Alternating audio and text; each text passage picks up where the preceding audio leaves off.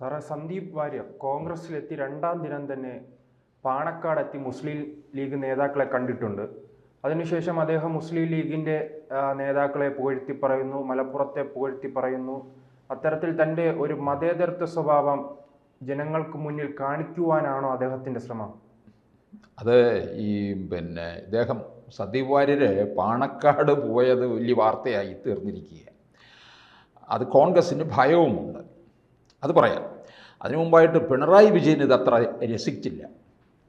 കാര്യം ലീഗിനെ കൂടുതലായിട്ടങ്ങ് കയ്യിലെടുക്കുന്നു. ലീഗിനെന്ന് പറഞ്ഞാൽ മുസ്ലിം സമുദായത്തെ മുഴുവൻ ഇതിലൂടെ അങ്ങ് UDFിൻ്റെ കരങ്ങളിലേക്ക് അങ്ങ് പോകുമോ എന്നൊരാശങ്ക പിണറായിക്കുണ്ട്. കാരണം പിണറായി വിജയൻ ഈ മുസ്ലിം പ്രീണനം നടത്തിക്കൊണ്ടിരിക്കുകയായിരുന്നു ഏറെക്കാലമായിട്ട്. ഈ സമീപ സമയത്താണ് അതിൽ നിന്നൊരു മാറ്റമുണ്ടായത്. മാറ്റമുണ്ടായതിൻ്റെ കാര്യം എന്താണെന്ന് ചോദിച്ചു കഴിഞ്ഞാൽ, ഈ NSSും SNDPയും അത് അല്ലെങ്കിൽ ഹൈന്ദവ വിഭാഗവും ക്രൈസ്തവ വിഭാഗവും അകന്നുപോയി. കാരണം അമിതമായ മുസ്ലിം പ്രീണനം കാരണം. ആ അകന്നുപോയത് ഇപ്പോൾ കഴിഞ്ഞ ലോക്സഭാ തെരഞ്ഞെടുപ്പിൽ പല മണ്ഡലങ്ങളിലും കാണുകയുണ്ടായി. കാരണം BJPയുടെ വോട്ട് വിഹിതം വർദ്ധിച്ചു.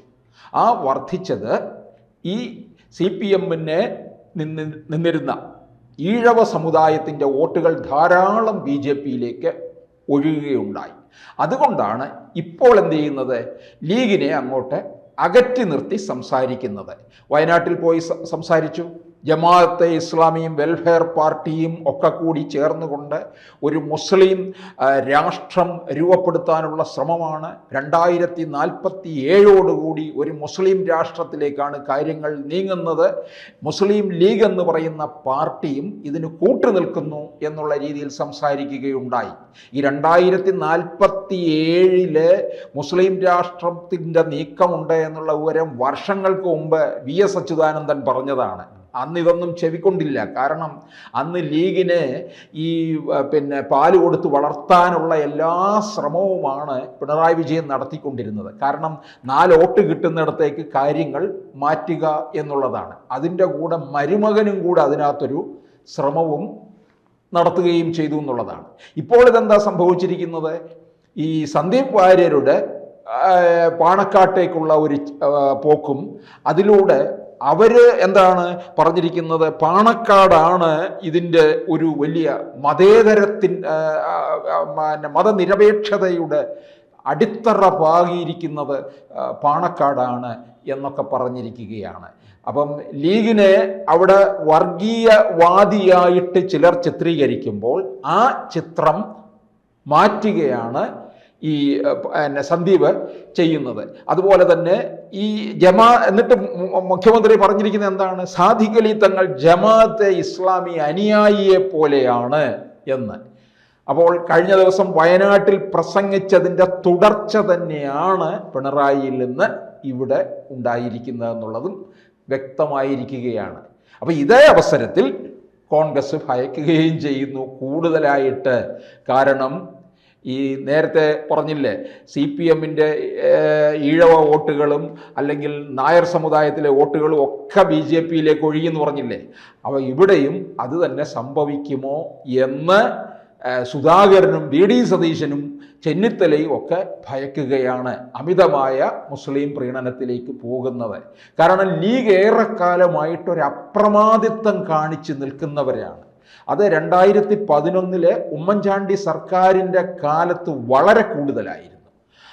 പിന്നീട് അങ്ങനെ വന്നിട്ട് എന്താ, കോൺഗ്രസിനകത്ത് എന്തെങ്കിലും പ്രശ്നമുണ്ടെങ്കിൽ പോലും അത് പരിഹരിച്ച് തീർക്കാനായിട്ട് ഇടപെടുന്നത് ആരാണ്? കുഞ്ഞാലിക്കുട്ടിയാണ് വരുന്നത്.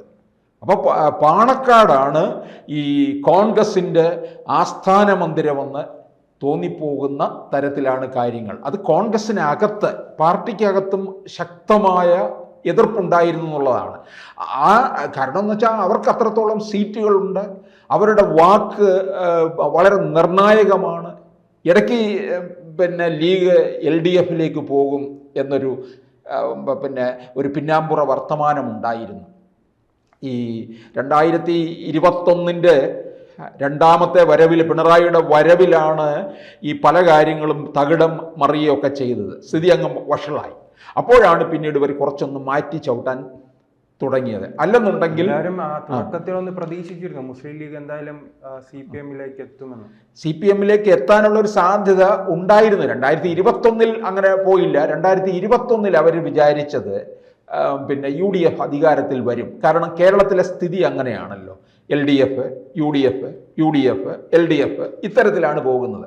പക്ഷെ 2021 പിണറായി വിജയൻ എന്ത് ചെയ്തു? നേരത്തെ തന്നെ മുസ്ലിം പ്രീണനമൊക്കെ നടത്തി ആ മുസ്ലിം സമുദായത്തിൻ്റെ വോട്ട് കൂടുതലായിട്ട് സമാഹരിക്കുകയും ചെയ്തു എന്നുള്ളതാണ്. പൗരത്വ ഭേദഗതി ബില്ലിൻ്റെ കാര്യങ്ങളിലൊക്കെ ഇടപെടൽ നടത്തുന്നു. അങ്ങനെ കുറേ വോട്ട് സമാഹരിച്ചു. അതിലൂടെ പിന്നെ കോവിഡ് സാഹചര്യമാണ്. അതെല്ലാം അനുകൂല ഘടകമാക്കിക്കൊണ്ട് തിരികെ വരികയും ചെയ്തു. പിന്നീട് അങ്ങോട്ട് പലതരത്തിലുള്ള വിമർശനങ്ങൾ ഏൽക്കേണ്ടി വന്നു. പലതരത്തിലുള്ള പ്രശ്നങ്ങൾ ഉണ്ടാവുകയും അഴിമതിയും ഒക്കെ പുറത്തു വരാനും തുടങ്ങിക്കഴിഞ്ഞപ്പോൾ പൊതുജനങ്ങളുടെ ഇടയിൽ ഇമേജ് നഷ്ടപ്പെട്ടു. ഒരു ഭരണവിരുദ്ധ വികാരം അതിശക്തമായിട്ടുണ്ടാവുകയും ചെയ്തു. അതിനിടയ്ക്ക് ആണ് തൃക്കാക്കരയിലും പുതുപ്പള്ളിയിലെയും ഉപതെരഞ്ഞെടുപ്പും ഒക്കെ കൂടെ വന്നു കഴിഞ്ഞപ്പോൾ കോൺഗ്രസിൻ്റെ ഭൂരിപക്ഷം അങ്ങ് മാറി.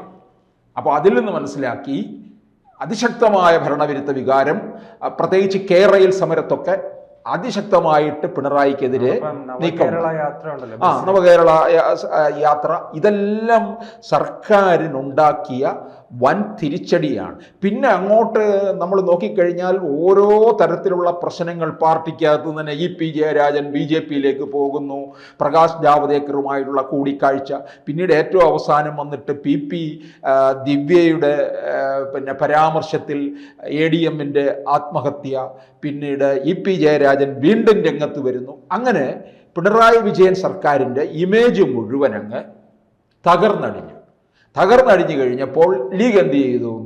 ഇനിയിപ്പോൾ അങ്ങോട്ട് ഏതായാലും പോയിട്ട് കാര്യമില്ല, 26-ൽ UDF അധികാരത്തിൽ വരും എന്നവർ കണക്ക് കൂട്ടുകയും ചെയ്യുന്നു. ലീഗിനേക്കാൾ ആദ്യം വിമർശനം തുടങ്ങിയത് പിണറായി വിജയനാണ്. അതെ, ലോക്സഭാ തെരഞ്ഞെടുപ്പിന് പിന്നാലെ ലീഗിനെ കടന്നാക്രമിക്കാൻ ആരംഭിച്ചത് എന്തായാലും പിണറായി വിജയൻ. കാരണം ലോക്സഭാ തെരഞ്ഞെടുപ്പിൽ അവർക്ക് വൻ പരാജയമായിരുന്നല്ലോ ഉണ്ടായത്. കാരണം കേരളത്തിലെ 140 നിയമസഭാ മണ്ഡലങ്ങൾ ഏതാണ്ട് 110 ഇടങ്ങളിൽ പിന്നെ UDF മുന്നിൽ നിൽക്കുകയാണ്. അതൊരു വലിയ ഉറച്ച വിശ്വാസമാണ്. ആ ഉറച്ച വിശ്വാസത്തിൻ്റെ അടിസ്ഥാനത്തിലാണ് ഈ പിന്നെ 2026-ൽ ഭരണം പിടിക്കാം എന്ന് UDF കണക്ക് കൂട്ടുന്നത്. ആ കണക്ക് കൂട്ടൽ അവർക്ക് തെറ്റില്ല എന്ന് ഓരോ ഉപതെരഞ്ഞെടുപ്പുകളിലെയും ഭൂരിപക്ഷം കാണിക്കുന്നുണ്ട്. ഇനിയിപ്പോൾ പാലക്കാട്ട് ഭൂരിപക്ഷം ഉയർത്തിയാൽ അതും അവരുടെ ഒരു വിജയം.